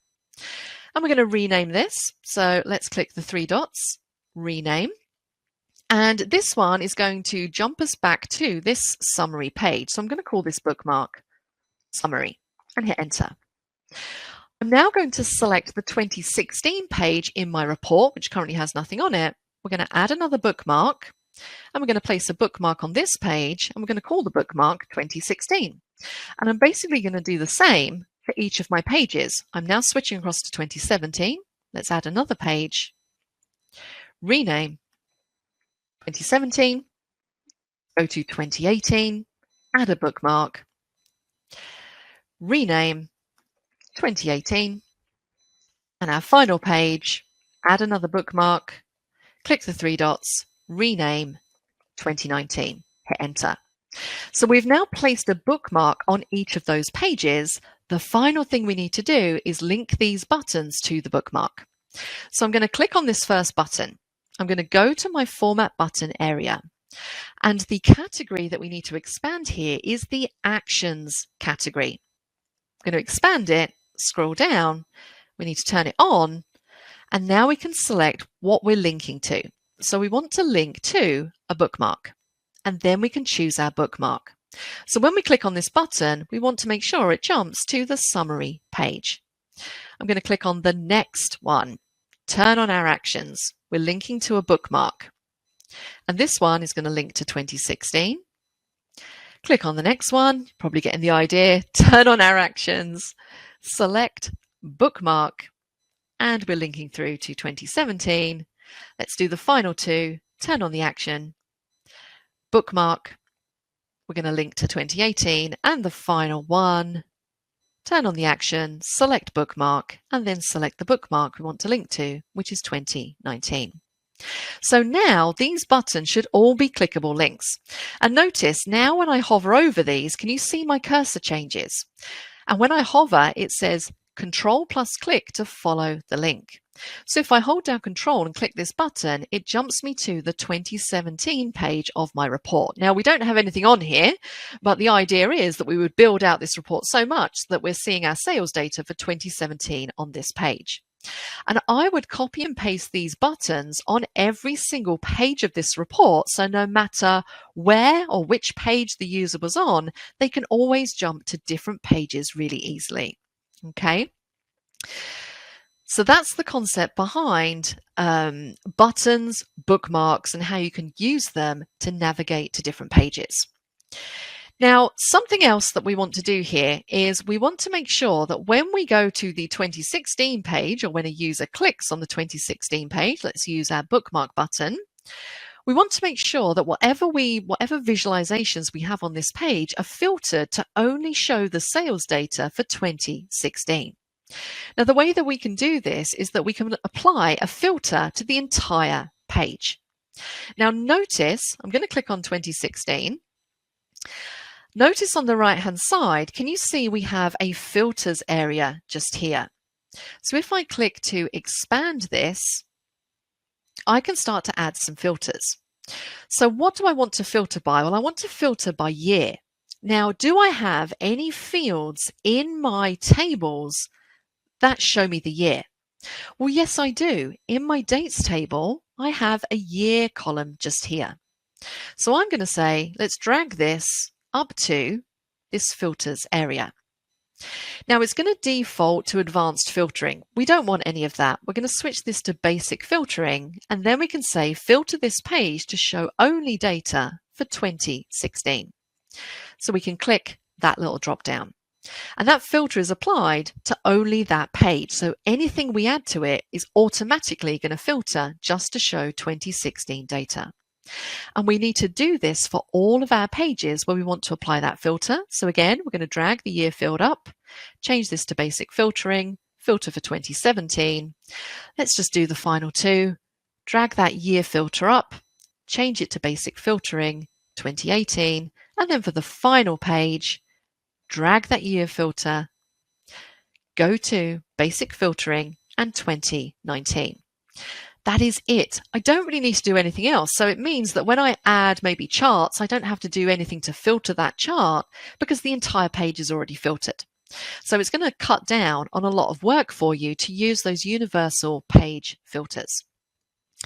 So with all that said, let's start adding in some more interesting visualizations. So I'm just going to show you a few here because a few is enough to give you an idea as to how all of this works. And you can then go and explore the multitude of other visualizations that we have in this panel. There's a whole heap of stuff on the internet explaining what each one of these do. So in general, when I'm creating a report, I like to have summary statistics at the top of my report, overview statistics. So I'm going to use my key measures that I created as my overview statistics, and I'm going to display those in cards. So going to my visualizations pane, I'm going to click on this visualization here, the one called card. Now notice with all of these visualizations, it's going to place an empty visualization on your report page. When you're clicked on the visualization, underneath that visualizations pane, can you see we have three icons? We have fields, we have formatting, and then we have analytics. So fields is where you add the fields from your tables or your measures that you want to build this visualization with. So this is just a card. It's just going to display one value. So I have one data field just here. So I want to display at the top of this report the number of orders. So I'm going to use my key measure. I'm going to drag and drop it into here. And now I get this little card that shows me we have 40,000 orders. And of course, every single element of this card can be edited using the format pane. Now notice when I'm clicked on this visualization, I don't see a formatting pane like I was seeing before. For these visualizations, we need to click the little formatting icon, and then we have all of our different options for formatting this. And you can change every element. You can change the background color, the outline, the size of the text, how you're displaying the text. So for example, if we go to, let's go to the data label, I can choose the units that I want to display this in. So if I was to change this to none, it's going to show me 39,997. That's the exact number of orders that I have. If I wanted to round this up and keep it a bit more concise, I could change this to thousands, and it's going to round it up to 40K. So it really kind of depends what sort of effect, what kind of visual you want on there. I can change the text size. So as I take this down, notice that that 40K is getting a lot smaller. I'm going to take this all the way down to about 30, I think. Yeah, about 30. I can then make modifications to the category. So the category is where it says number of orders. I can change the color, I can change the font. I can also take this down to make that a bit smaller as well. All right, so as I said, I'm not going to go through all of these. I'll leave these for you to play around with. I'm just going to resize this, make it a bit smaller, and drag that in. And these are just things that you can place across the top of your report to give an overview of the key metrics included in this report. Now, I think this is looking a bit too blocky. I'm actually going to move these page buttons to the side here and make them a bit longer so that they all match. As I said, you can make these a lot neater and a lot tidier than what I'm doing here. I just want to move these out the way. Now, if I was being super conscientious, I would select all of these and I would make sure that they have equal distribution between them. Because we're doing these things in a bit of a rush, I'm going to just place them there and leave them as they are. Now, one thing I do want here is actually, I do want to add, I think I'm going to have do I want a border around the outside? Yes, I do, just to make that card stand out a bit. So I'm going to do the same thing, but I want to display two more of these cards running across the top of this report. So again, the quickest way to do this, I think this is a bit too wide, is to copy and paste it, because that means that any formatting that you've already applied is going to copy and paste across, so you don't have to keep going through all the formatting options to apply the same formatting. Now I want to replace the number of orders this time, so I'm going to go back to my little fields and I'm going to remove number of orders, because in this card I want to display the total unit cost, which is another one of my measures. And once again, if I don't like the way that this is formatted, I can go into formatting, I can go to data label and maybe change the display units to millions. That's a little bit neater. Let's copy and paste again. I'm just doing Control-C, Control-V there.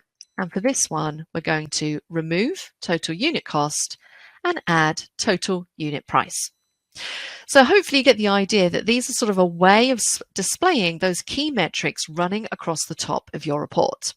Now, my report is looking a little bit ugly. It's not very well laid out, but you're going to do a much better job than I'm doing here. Let's just try and tidy this up very slightly. Okay, what else can we add to our report? Well, we can add any type of chart that we like. Now notice in the visualizations pane, we have a whole host of different charts that we can choose from. So do you want a bar chart? Do you want a column chart, pie chart, bubble chart, map chart? Pretty much any chart you can think of, you can add from this visualizations pane. So let's just take a quick look at how we can add one of these charts. I'm going to add a little clustered bar chart. Notice I get a blank bar chart visualization. I can go to my data fields and notice now I have a few more fields here. I have axis, legend, values, small multiples, tooltips, so on and so forth. So I can now start dragging and dropping data depending on how I want this bar chart to display. So maybe in this chart, I want to show the, let's say the category. I want that in the axes. And I want to see the quantities, the sales quantity per category. So I'm going to drag the sales quantity field to the values area. And that's basically going to give me the 3 categories of product that we have, beverages, food, and pastries, by the sales quantity. And again, each of these charts are completely customizable. So if I click on the chart and click on my little paint roller icon, I have all of those different categories to go through and basically modify every single element of this chart. And again, I'm not going to go through and do all of this. You can do that yourself, but I am going to change the color of this table actually, because it's starting to look a bit too blue, I think. Let's go for a nice purple chart just there. Now, if you have these little warning symbols, notice here on the X and Y axes, I have these little warning symbols. That's basically telling me that it's reduced the size of this text because I've got my table quite small. If I make this a lot bigger, you'll notice that those warning handles go away. They don't really mean a great deal as long as you can see the text and you're fine with how it looks. Don't worry too much about those warning handles. So nice and simple, go through your formatting, edit every single element, make this look how you want it to look. So very simple to add charts. Let's add a different type of chart. This time we're going to use a map chart and it's going to display bubbles on this map depending on the location. So over to our visualizations pane, and we have 2 different types of map chart here. We have one just called map and one called filled map. Now the filled map will actually kind of shade in the country where we have sales depending on the amount of sales in that country. The map will show the sales in bubbles over the top of the country, and that's the one that I want. So we're going to insert this map chart. Let's take a look at our data field. So I need to provide a location and some data so that it knows how to plot this. So I'm going to go to my country table and I'm going to use the country field as my location. So it's going to recognize all of the countries that I have in my data set. Let's make this a little bit bigger and drag that down a bit so you can see it. Notice that it's plotted bubbles on where I have my locations. But currently all of the bubbles are the same size because I haven't told it how to define the size of that bubble. What do I want to define it by? Well, maybe I want to show in bubbles the number of orders per country. So for this, I can grab the order ID field and drag it into size because that's going to determine the size of the bubble. And now those bubbles change to a different size. Now you can scroll into this chart if you want to focus in on one particular area. So if I'm just interested in sales for Europe, I can choose to display my data in that way as well. I have all of my formatting options. I can do things like change the color of the bubbles. Let's make those purple as well. I have to scroll in again once I've made some changes. But hopefully you get the idea as to how that kind of works, how you can present your data in a really visual way. Once again, so many different options that we have in here that you can change. One thing I would point out to you is the map styles just here. You're not just stuck with this map style. You have a few different choices in there. You can go for Arial, dark, light, whatever it is that you want. So I think I'm going to go with, let's go for Arial. Why not? I'm just going to make that a bit smaller so we have a bit of room and drag that around. So that's another type of visualization you can add. We're going to add one more because, you know, we only have a few more minutes and there's still so much more to show you, but let's add one more chart. This is going to be a simple line chart. So up to the visualizations pane, I'm going to select the line chart visualization. And remember, line charts in general are best when you're trying to display data over a period of time. So if you're trying to display sales over months or over years or things like that. So we're going to do something similar. We are going to display, what are we going to do in this one? I'm going to drag, let's grab from our dates table, I'm going to grab the month name and drag that to axes. And I think I'm going to drag the sales quantity to the values area. And that's all I'm going to do here. So I can see the sales quantity over the months of the year. So again, what we can do is make sure that we have this line chart selected, go to Format, and then we can go through and start applying our different pieces of formatting. So I'm just going to make very minor changes here. I'm going to change the color of that bar. What I'm also going to do is I'm going to expand shapes because I want to show some markers on here as well, just to highlight those points on there. What I also might want to do is turn on data labels. That's going to actually show those high points as the data on the actual chart. And really, if you have data labels showing for this type of chart, you don't really need this y-axis showing. So what I could do up here is turn off that y-axis so it just looks something like that. Again, this is all down to personal preference, how you want your charts to look. So that's sort of a rough idea. As I said, so many different visualizations. Have a play around with them. Have a good look through all of those different formatting options. Have a go with dragging fields and practicing how you construct these charts. The final little thing I want to show you before we publish this to the Power BI service is how to add filters. So currently, I don't really have any filters on this page to filter this data. So I'm going to go back to my visualizations pane. I have, remember, filters are called slicers. I should say slicer. That's the proper word in Power BI and Excel. We want to add some slicers. So I'm going to click the slicer visualization. And now I can choose what I want to filter by. So maybe I want to be able to filter all of the sales data by specific products. So let's go over to our tables. I'm going to find the product field and I'm going to drag that to this fields area. That's going to list out all of the products which I can then select and my tables will update. Now I have a lot of products. I don't want this taking up all of this room. So you can change the style of this filter. If you click the drop down, see you can have your data displayed in a list or as a drop down. So I'm going to say drop down, which makes this a lot more compact. I can then go in and I can select different things. Notice as I'm selecting, all of the charts on this page are updating. Okay, so really nice and straightforward. If you need to clear the filter, you have a clear selections button to put it back to all. Of course, we can apply formatting using our little formatting options to this particular slicer. I'm not going to bother to save a little bit of time.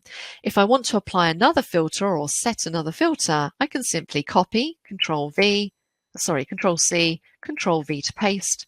I have another filter and I just need to change this to what I want to use this filter for. So this time, instead of filtering by product, I want this filter to allow me to filter by category. So I'm going to drag category to that field and now I have the categories in here. And I can use these filters together to filter this report. Let's just move those across a little bit so they're not overlapping anything. And move this one across very slightly as well. And you could have lots of these filters running down the side of your page. As I said, I haven't done a great job of making this look particularly nice, but the idea here is to get you to understand how you can use these different elements. So what I would do here is once I've got my report looking how I want, I would then copy everything over to each one of these pages. I'm basically going to have the same thing on each page, but because we've already applied filters to the page, it's automatically going to filter that data. So let me show you an example. If I take this number of orders card, Control C to copy it, go to the 2016 page, Control V to paste, notice this card is showing 10,000 orders because it's only counting the orders for 2016 because the page is filtered. Whereas on the page where we haven't got any filters, there's a total number of orders of 40,000. So that's kind of how it all ties together and works. That is how you build a report. Once you've built your report, you then need to publish it to the Power BI service. And I will say that the Power BI service requires you to have a Microsoft 365 account. And I think I have, do I have Power BI service open? No, I do not. You would think that I would have opened that. Nope. Let's open another browser. And I'm going to jump across to Office 365, Microsoft 365. So if you have a Microsoft 365 account, check that you have Power BI as part of your subscription, whatever subscription package that you're using. Now, the Power BI service is the online version of Power BI, and it's where you publish your Power BI reports that you build in your desktop. Once you publish them, it means that you can invite other people to that report to use and view the report. So let me show you how this works. I'm going to open up Power BI in Microsoft 365. So there it is at the bottom. And we're now working in the Power BI service as opposed to the Power BI desktop. The only thing you really need to know at this stage here is that at the bottom we have workspaces. So you can set up different workspaces, and notice that I have two that I've created here for training purposes, and then you can publish your reports to particular workspaces. So if you have a report that your entire team is going to be interested in, you might want to create a workspace called, I've already got one called Sales Team. Let's call this Sales Team B. Maybe that's my team. I'm going to create a workspace for my team. I thought I just named my team. Hang on, let's do that again. Sales Team B, and click on Save. And then I can publish my reports to that workspace. So create your team or your workspace, go back to Power BI Desktop, and then you've got a Publish button on the Home tab. So if I click on Publish, it's going to say, do you want to save your changes? Yes, let's save. And it's going to go away and publish that report. Now notice it's asking me to choose a workspace to publish this report to. So I'm going to choose Sales Team B and select. And it's now going to publish this report to the service, where I can then go to access not only the report, but also all of the underlying data files. I can create a dashboard using my reports, and other people can also utilize that report as well. So I can see that it's successfully published. Let's jump across to the Power BI service again. If I go to Workspaces, or hang on, actually there it is down there, Sales Team B, notice I don't have any dashboards yet. Reports, it's telling me the sales analysis report. So if I click on this, that's going to show me the report that I've just published. Notice the different pages running down the side. Okay, and then we have our own toolbar. We can do things like share it from here if we want to. We can invite other people to this workspace. Also notice that any data sets that you use to create this report will also show in this workspace. So if I scroll down in the datasets area, it's showing me my sales analysis reports, and that's going to allow me to access my database. So lots and lots of different things that you can do here. Now, if we go to, let me just go back to Sales Team B and to the sales analysis report. Now, this is where people tend to get a little bit confused. They build the report and they think that this is the dashboard that they've built. Now, this isn't the dashboard. This is your report. And it might be that you've created lots and lots of different reports to show different metrics. The idea of a dashboard in Power BI is that you can choose any metric from any report that you've created, not just this one, and pin that metric to a dashboard. So I've only got one report, which has a few different pages, but if I had lots of other reports here and I thought to myself, right, okay, I want this bar chart, I want to post that on a dashboard. What I can do is just select the chart, go up to these three dots, go to this pin icon, and I can pin the visual. And that is going to pin the visual to a dashboard. And I can go through, there we go, it's a bit slow coming up there. It's now going to ask me where would I like to pin it. Now, I don't have a dashboard already created, so I could create one. So maybe I want to call this Team B dashboard. And I'm going to say pin. And I can go through any report that I've created, pinning any of the visuals. So if I hover over one of these cards, you see I have that little pin visual icon. I can pin that and choose which dashboard I want to pin it to.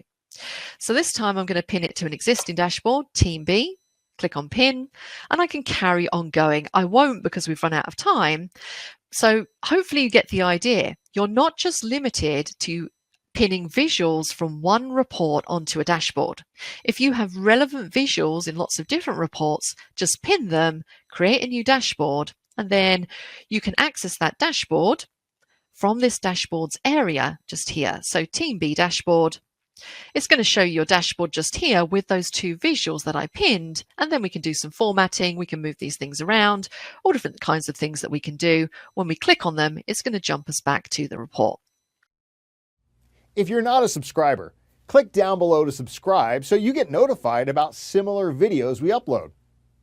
To get the files the instructor used in this tutorial and follow along, click over there.